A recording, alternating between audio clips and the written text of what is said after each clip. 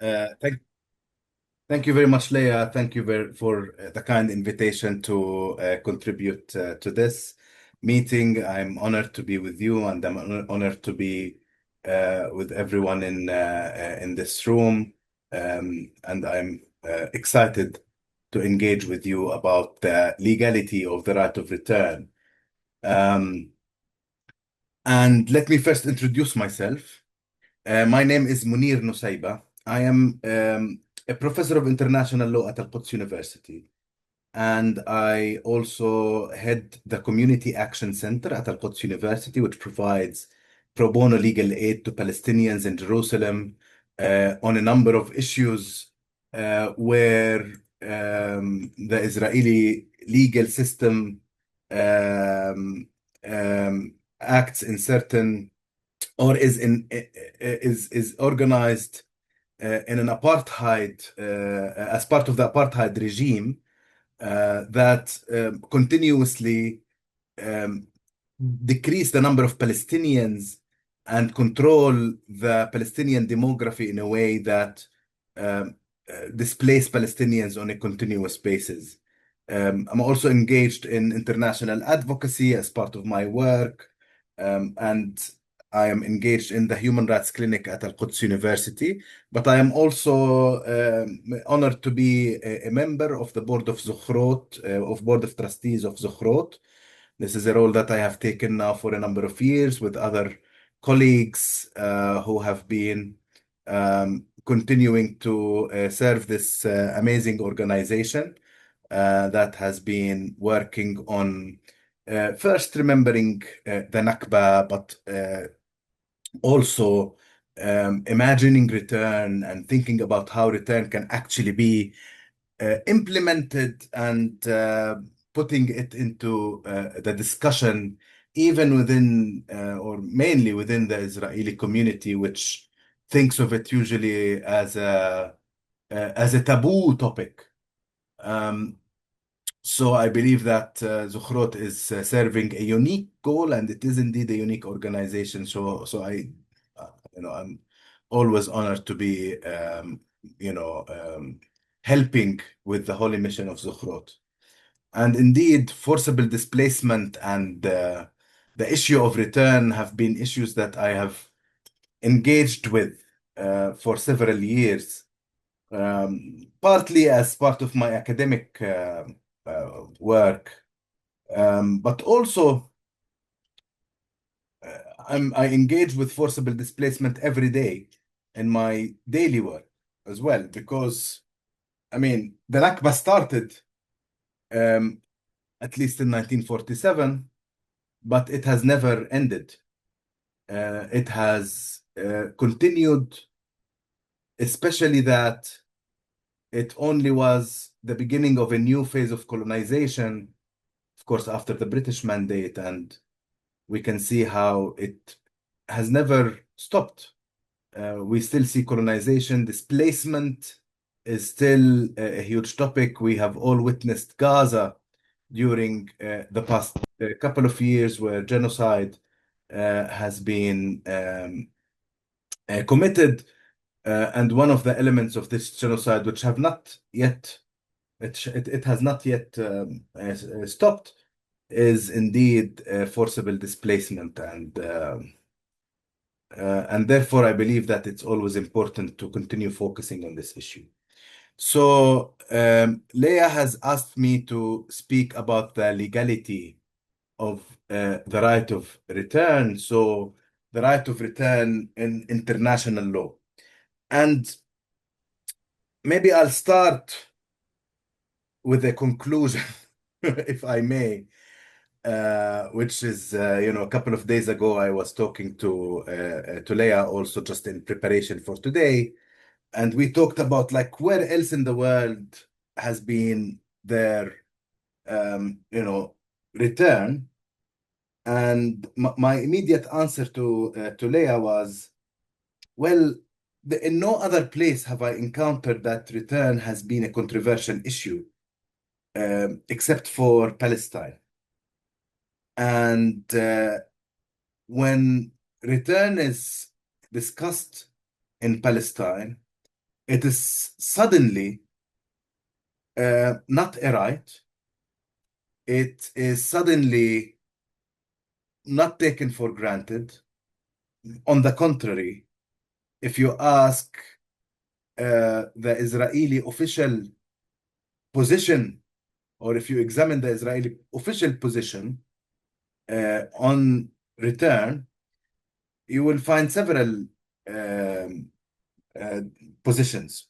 On the one hand, there is denial of the expulsion. But on the other hand, even when expulsion is recognized by some, you will find that many would say, yeah, even if expulsion never happened, there is no such thing as the right to return. People do not have a right to return. So this right, they deny its existence in international law, not to mention, moral issues. And then you could even establish that. And then some will also raise um, maybe other arguments afterwards. It's not realistic, it endangers peace, and many other arguments. But my discussion today is about international law. Is there a right of return in international law, and where does it stem from? Does it stem from General Assembly of the United Nations, for example, which actually took a resolution in 1948? Its number was 194, where it called for the return of Palestinians who wish to return to their homes. Um, or is it something else? And my presentation here today to you will start by saying that it is something else, that international law has recognized the right to return before 1948, and it continued to recognize it after 1948. And therefore, when the United Nations General Assembly took this resolution, um, they simply um,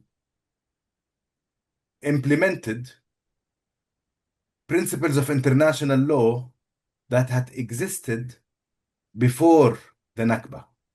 So the General Assembly did not invent a new right in 1948 only for the Palestinian people.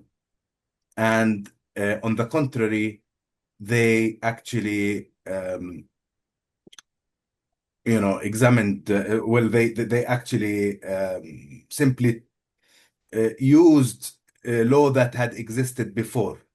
So part of what I will be doing today, or maybe the longer part of what I will be doing today, is to examine this body of law quickly. I know that you are not lawyers, so I will try my best not to be too boring, but I don't promise I will be a little bit boring because I know that law is boring, but that's my job. I have a boring job in general when it comes to law, but I'll try to make it less boring.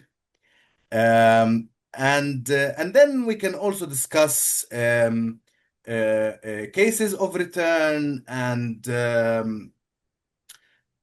think about. But also, and it is, by the way, part of my approach in general, I always like to take a holistic approach when looking at Palestine and return and refugees and other human rights issues.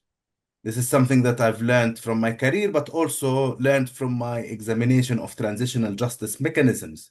You should always have a look at things comprehensively. And that's why I will not only be referring to the Nakba of 1948 when I do my legal examination, but rather other sources, but also the Naksa and the continuous displacement that is happening today. This is going to be in the same exercise, so I don't need to say something new necessarily, but it is still important to show that right of return stems from the period that was before 1948 and continued to be the same. This right continued to exist and to be applicable also after the 1948, not only for Palestinians, but also for other displaced persons, regardless of where they come from anywhere around the world. And my main, um, I will use some arguments. One of them is the argument that deportation and forcible transfer were considered illegal before 1948. So this is one argument. The other argument will be that before 48 also, uh, it was customary international law, it was customary in international law that when there is state succession, which means that when one country dissolves and another country is born, that people who lived there will continue to have citizenship in the same in their homes. I'll explain that more later. So something related to state succession. But before I continue with that, I maybe should tell you something because I have to again remember that probably all of you, or at least certainly not all of you, are lawyers. Maybe some are. Um, I know that some are actually, but it's important to say that in law, in international law, in law in general, but specifically in international law now that we are examining together, timing matters. So if something, when we examine whether something was legal or illegal, we have to think about the moment in which something became illegal. I'll give you a simple example before I start examining return and displacement. Think of slavery, for example. Slavery during certain periods was normal and legal. At some point in history, it became illegal. So if you think about slavery today, can I buy a slave today? Right? You will certainly realize that this is for sure illegal. But there was a moment in history when this became illegal in customary international law.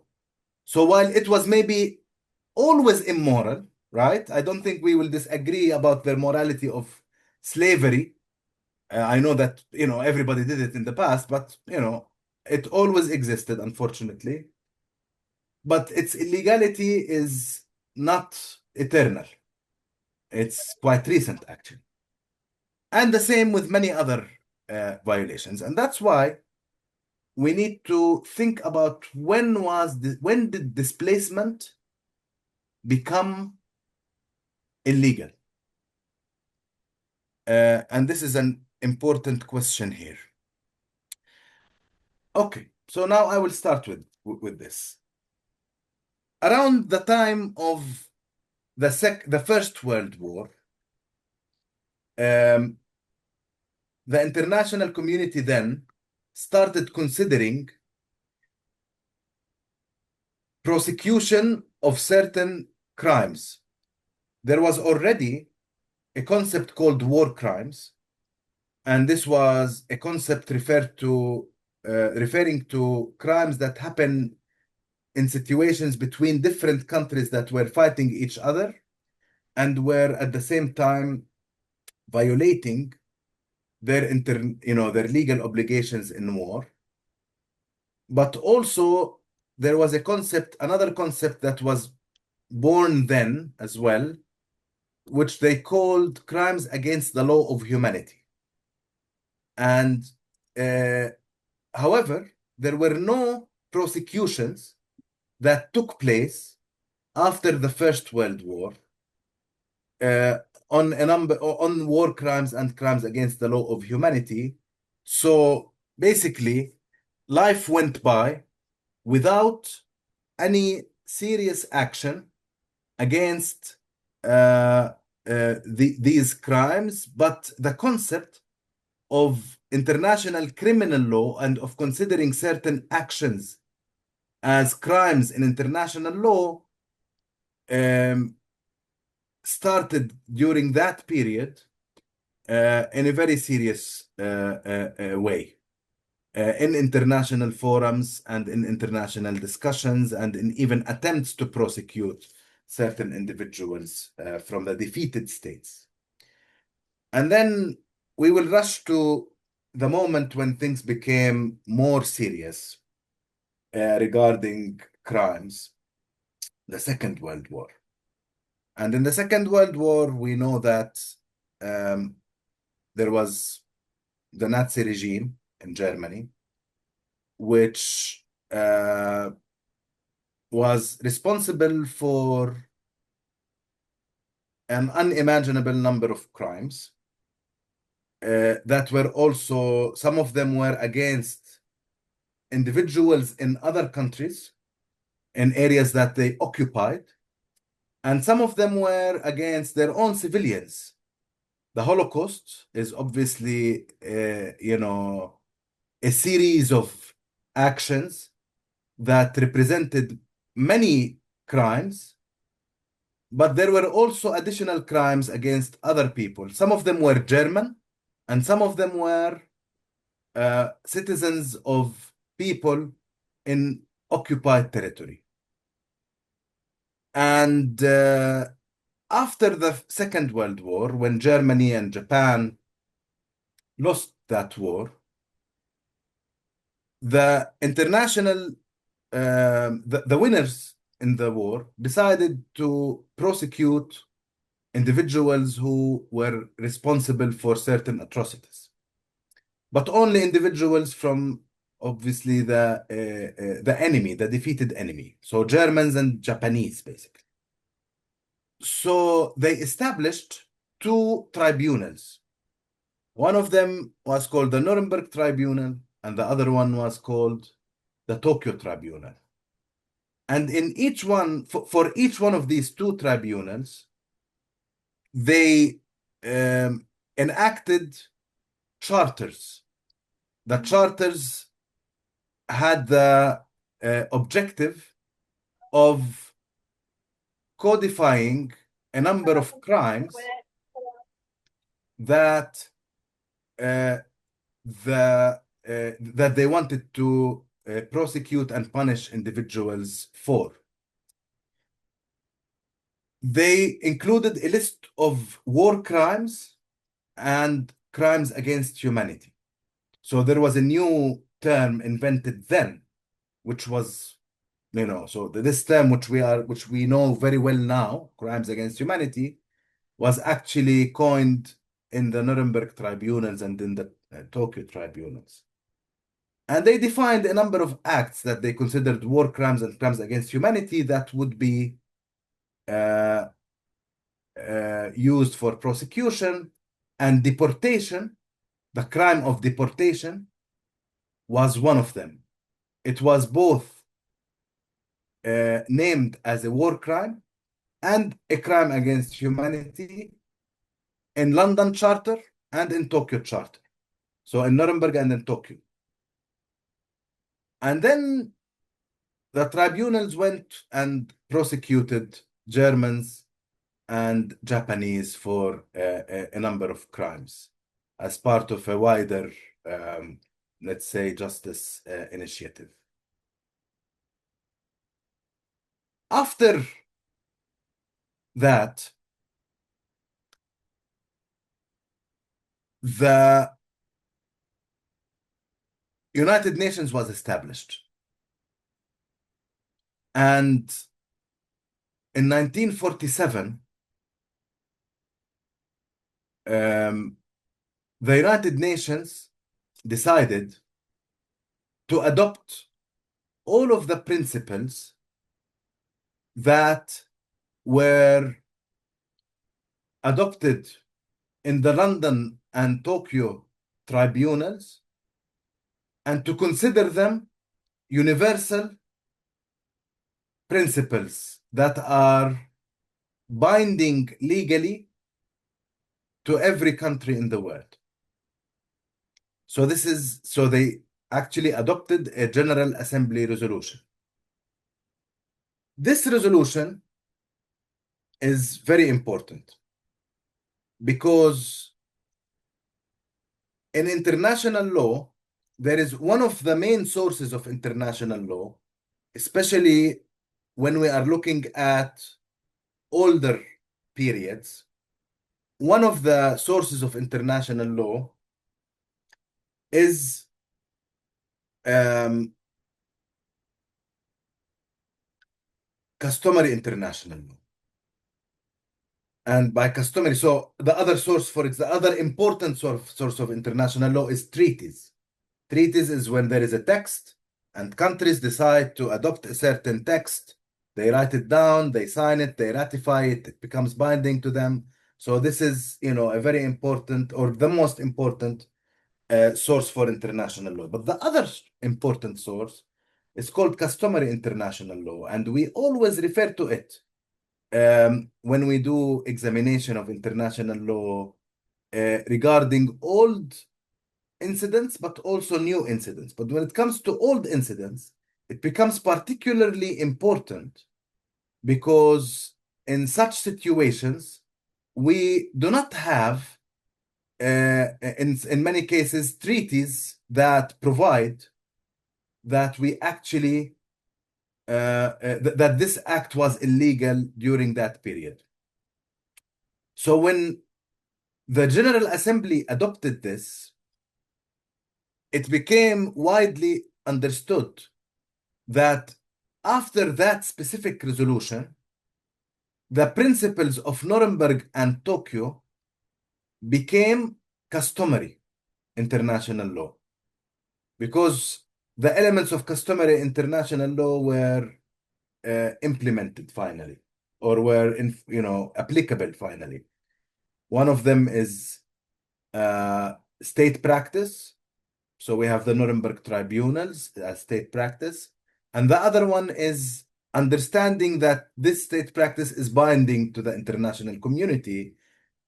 And the expression of General Assembly resolution provides this. And there are courts in the world, including the European Court for Human Rights, for example, that indeed confirmed this conclusion that after that General Assembly resolution, every country around the world became responsible for refraining from forcible displacement. So that this historic moment, introduced for sure this rule as a customary international norm. And this is important for us because this happened before the Nakba. So as a result of the Nuremberg Tribunal and the Second World War, we have good evidence that it became a customary norm. Now, in 1949, the international community adopted a new convention, it was new then, for international humanitarian law, which is the law of war and occupation, armed conflict and occupation. And this convention is called the Fourth Geneva Convention. And in Article 49 of the Fourth Geneva Convention, it states the following. It states that individual or mass forcible transfer as well as deportation of protected persons from occupied territory to the territory of the occupying power or to that of any other country, occupied or not, are prohibited, regardless of their motive. So the Fourth Geneva Convention have provided, has provided that international law strictly prohibits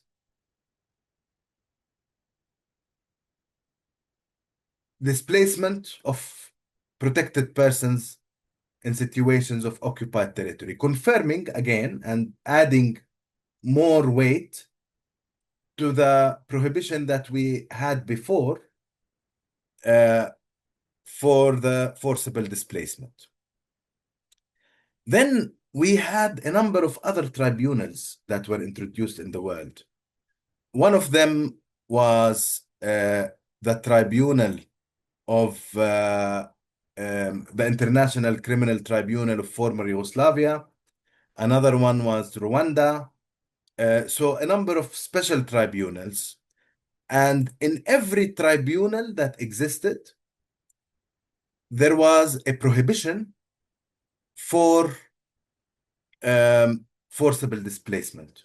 So that was, there is consistency in international law for the prohibition of forcible displacement. Then, so I'm going quickly because I don't want to be too boring. I know that I'm a bit boring, but you know.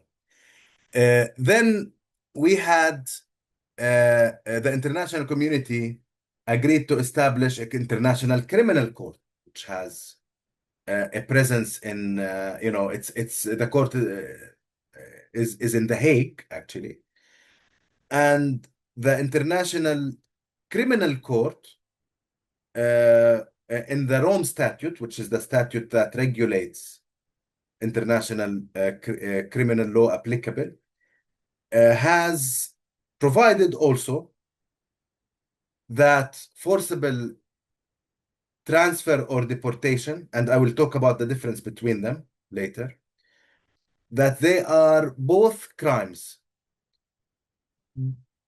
War crimes, which means crimes in situations of armed conflict between two countries or one country and an armed group, or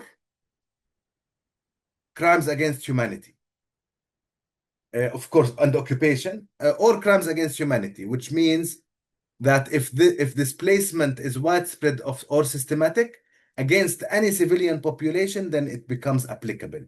Any civilian population, whether this civilian population is in a foreign country or the nationals of the same country, it becomes a crime against humanity. So the condemnation of forcible displacement, which includes deportation and transfer, continued consistently to be condemned by international law.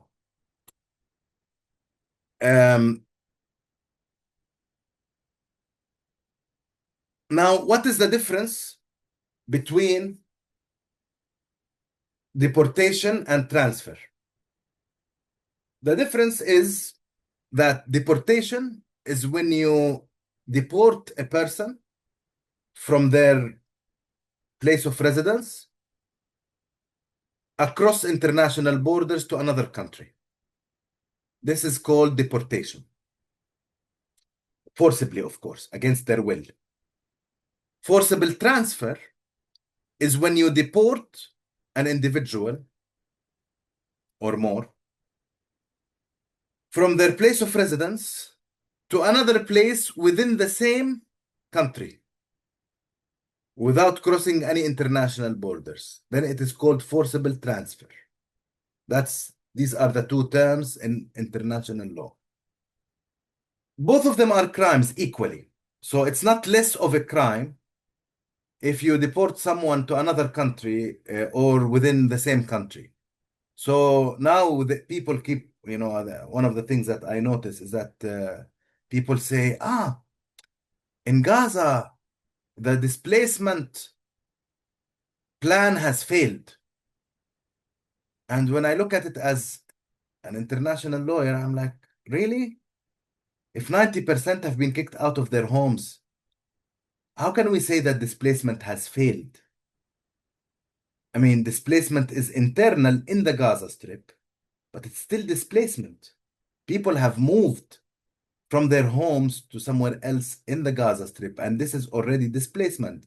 Now, these people are called in international law internally displaced persons, IDPs.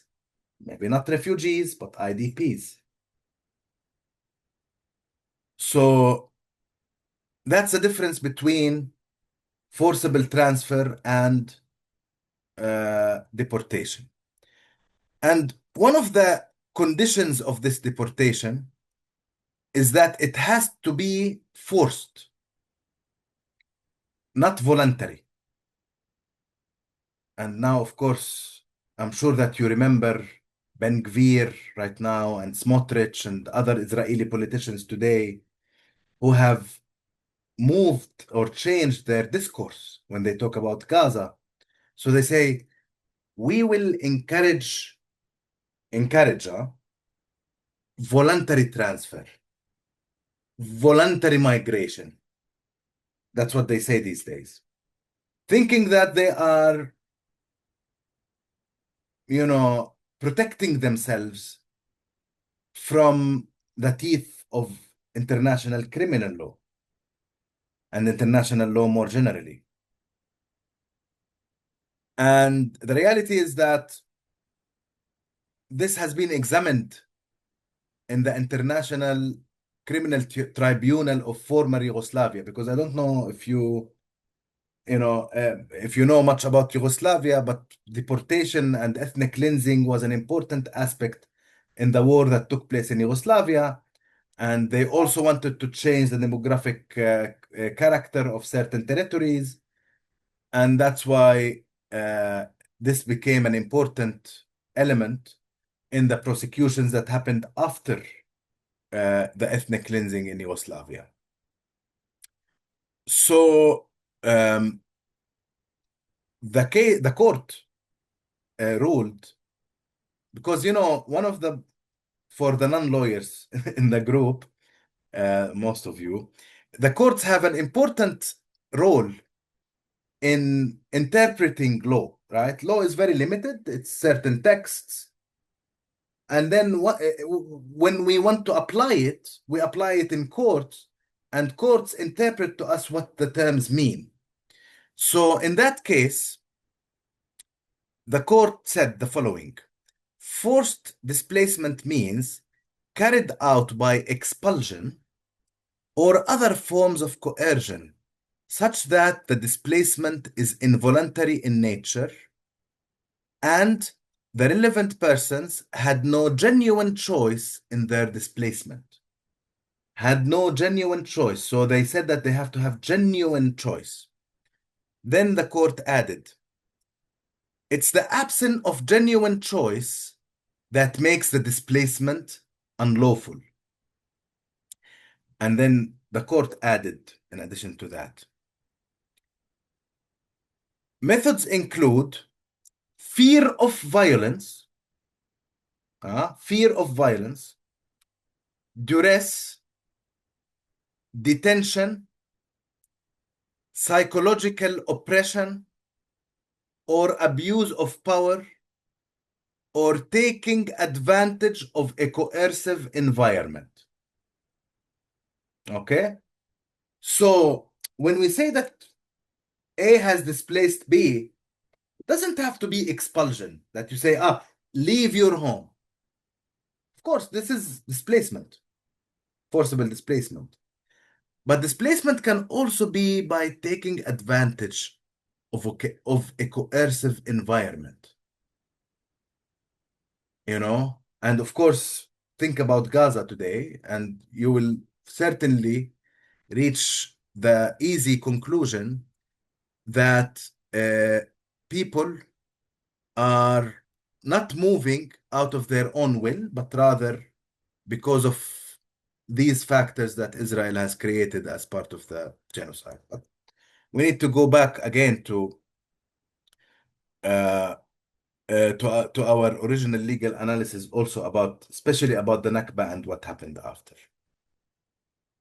So, based on this law that existed, given the facts that we have about the Nakba, which I know Omar has already examined with you in the former meeting with you. We know that displacement was intentional. We know that from several sources, including Israeli sources, including Israeli archives, but also the testimonies of the Palestine refugees and internally displaced persons in 1948. So we know that the crime of deportation, which created the refugees, and transfer, which created the internally displaced persons, who are known locally here as the present absentees in the Israeli context. They call them the present absentees, those who Israel decided to consider them absentees in the absentee property law and therefore prevent them from returning to their original villages and homes, and therefore to keep them displaced until today, right? Even though they managed to acquire the citizenship. But also, when we think about 1967 war, we will find that there are also refugees who were displaced to other countries and internally displaced persons who have been moved within the West Bank, Jerusalem, and Gaza. And when we think also now about Gaza and the genocide that has taken place, we will find that also Israel has displaced persons, making them either internally displaced or refugees, even if they haven't gotten the status of refugees. And here, by the way, that's important. The status of refugees is irrelevant to our question, by the way. You don't have to, because everybody keeps saying, Israel is now hoping to uh, eradicate the status of refugees from Palestine refugees, right? And by this, they feel that once you lose the status of refugee, you lose the right of return, because this is what they care about. They don't care. I mean, if you want to stay a refugee in Jordan for the rest of your life, it's not something that worries Israel. What worries Israel is that there are people who continue to say we have a right to return to our homes, right? And what I'm telling you here is that it's irrelevant if you are a refugee or not, but you have been displaced and you are unable to return to your home, then you very simply have been victim of violation and therefore will have a right to return. I'll talk more about why you will have a right to return. But first, I wanted to establish with you that this is a violation. Okay. Another, now I'll go to another body of law, which is state succession. So, in certain situations, and it happens quite frequently in the world, states dissolve, states are born. One big country like the Ottoman state was huge. It was dissolved into several smaller states. And um, in one of these states was Palestine, which was eventually partitioned into what became Israel and what became West Bank and Gaza. And the area that became Israel, it's a new state now. I mean, in 1948, 1949. And the new state has to inherit. Succession is like when you inherit something from the former. One of the things that it has to inherit is the people who lived there. We call them habitual residents. Individuals, and this also grew as customary international norm, that when there is state succession, it's not like whenever there is a change in government or change in sovereignty, you have to change the population. You kick out a population and you invite new population because you want people who have a certain color or a certain religion. People who live in a certain place continue to live in a certain place and they become entitled to citizenship. What effectively happened in 1948 is that Israel pushed out the overwhelming majority of the Palestinian population, 80%, 80% of the Palestinian population, And then they stripped them from citizenship. When they introduced the citizenship law, they excluded that group from citizenship explicitly. They made sure that only those who remained, as well as Jews who came before or after or at any time in the history, have citizenship. But those who had been displaced will be prohibited from getting citizenship. And therefore, in other words, they were denationalized. Their citizenship was stripped from them.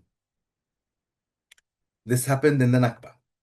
In the Naksa of 1967, Israel occupied West Bank, including East Jerusalem and Gaza Strip. And they invented new statuses, not citizenships, but residencies.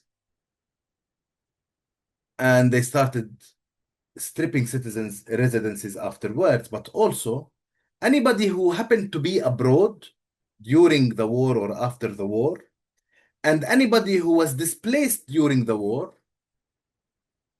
they were not counted in the census that Israel took, and therefore they were not given the residency status.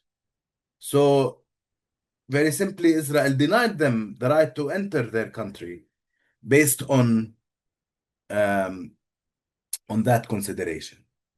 So that's another source of international law. A third source is human rights law. And in human rights law, there are um, there is a recognized right, which is known as the right to enter your country. Um, every person has the right to enter their country. Actually, a former text in the Universal Declaration for Human Rights, the text was every person has the right to exit to exit any country, and every person has the right to return to their country. Then, in a later legal instrument, the text was that every person has the right to enter their country. And the term enter was used for a special reason. And the reason is, what if a person was not born in her or his country? Then that person is effectively not returning to their country, but still they have the right to enter their country. And this is another element that is relevant for the children and the grandchildren of the Palestine refugees and displaced persons over the decades who have been denied the right to return, as we say, uh, to Palestine because they have this right.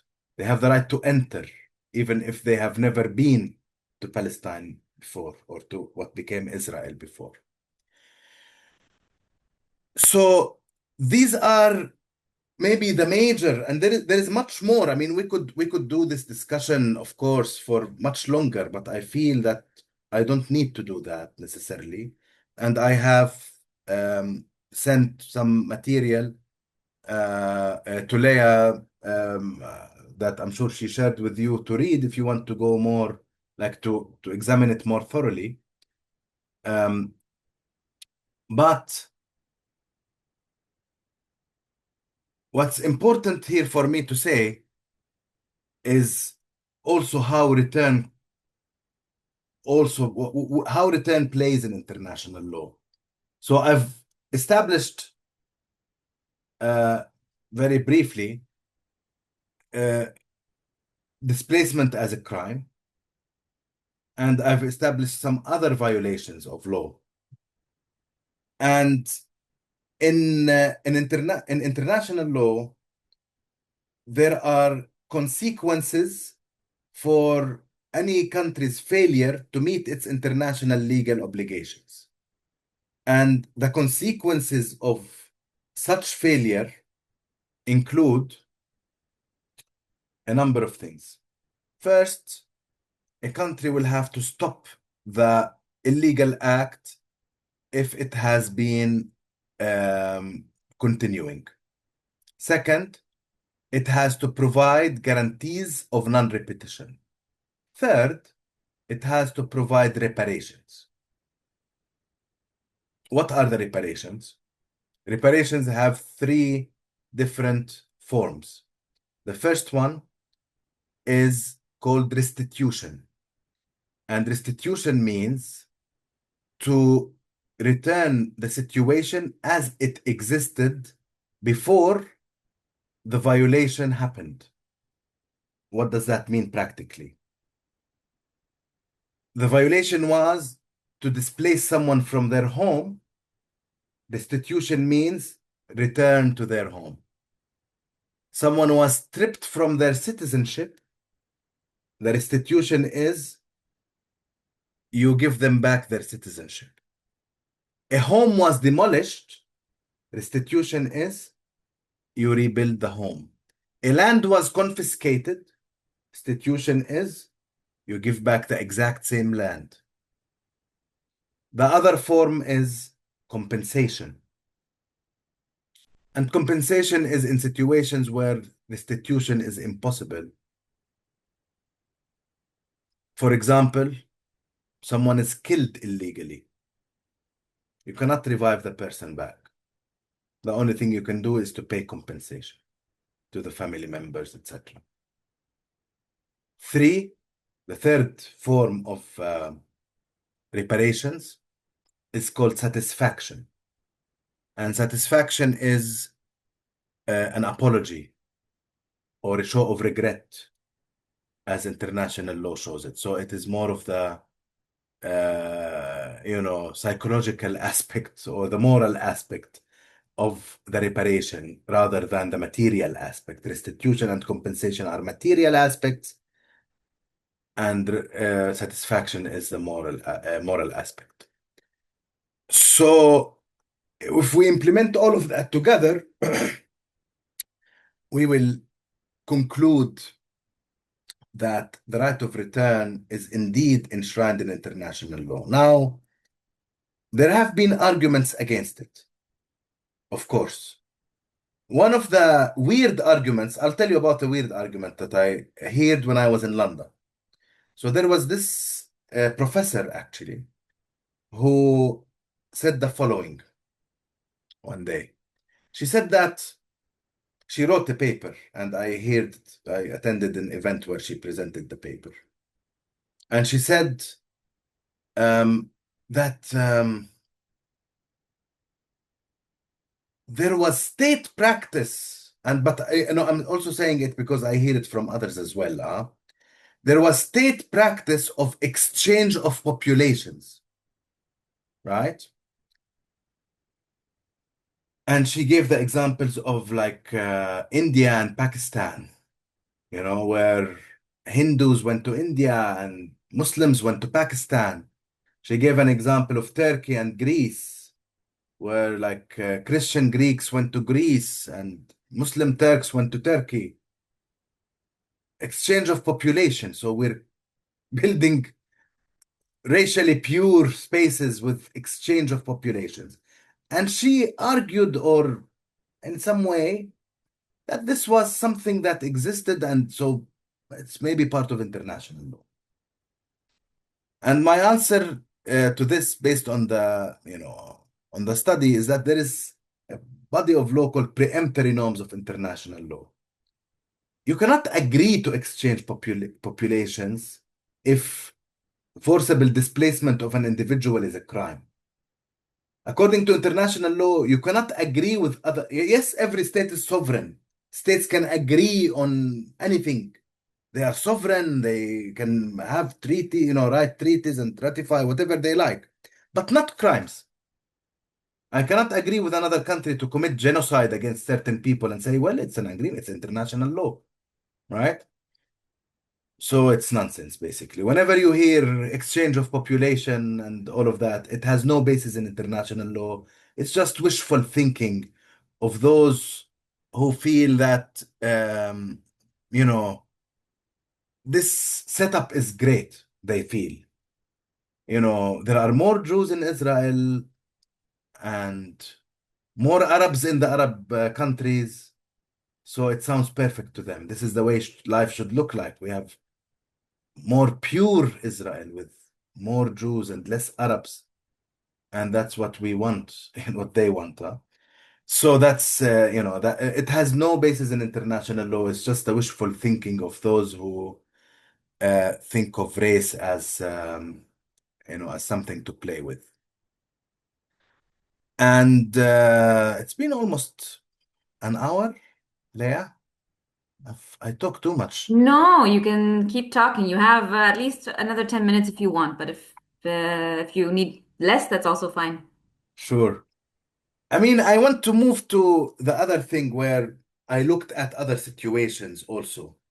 And I really realized that while the right of return has not yet been recognized by Israel, especially for the refugees of 1948, actually in Oslo, you will find some form of recognition to those who were displaced in 1967 war, recognition of their right to return. On paper, it's there. In practice, it never happened, right? But on paper, it's in Oslo, even Oslo. Okay. However, when it comes to the 1948 refugees and displaced persons, there is no recognition of the right, and there is total rejection. And we know from the uh, um, leaked documents of the negotiations that Israel was not willing, even at uh, uh, times when the negotiations progressed a little bit. Israel was not willing to take one refugee back from 1948, even if it was a 90-year-old refugee who will come back to. But the principle for them was like, no. And of course, we know why, because Israel keeps thinking demography. But when you look at the rest of the world, you will find that the issue of return is not controversial. If you think about Bosnia, for example, and former Yugoslavia, the peace treaty there, it has an element of return. Now, how successful was the return in practice? How many people actually returned? How many people do not want to return? Is a different question. Because, by the way, in the same way that there is a right to return, there is also a right not to return. Right? Those who do not want to return should also enjoy that right. People at the end of the day have built a life somewhere else, are afraid to come back, don't want to come back, whatever. But even if they don't want to come back, they are still entitled to their property. These are two different things. It's not like if you don't return, then your property also is not yours. These are two different questions. You can choose to stay in Amman, in Jordan, but then have access to your property in, in Jaffa, right? Or in Lidda. These are two different issues. Uh, but those who choose that they want to return, and this is their choice, it's an individual choice. We have also, Palestinians have thought about it quite thoroughly, especially during the Oslo period. And one of the important conclusions about the right of return is that it is an individual right, not a collective right. What is the difference? Borders and statehood and right to self-determination is a collective right. So the Palestinian people, the nation, will exercise it together. Individuals cannot choose So at best, we choose some representatives, and these representatives will negotiate on behalf of us, and then then we get this city or that city, and we draw our borders and all of that. So that's not something that each individual can choose. But return to one's house, to one's home and homeland is indeed an individual right. So that's another thing that we have, and not collective. So each person chooses freely what they want to do regarding that question. Um, what else did I want to say? I think I'll stop here. I'll take questions, and then if I think of something else, I'll add. But I feel that I should take questions and interact.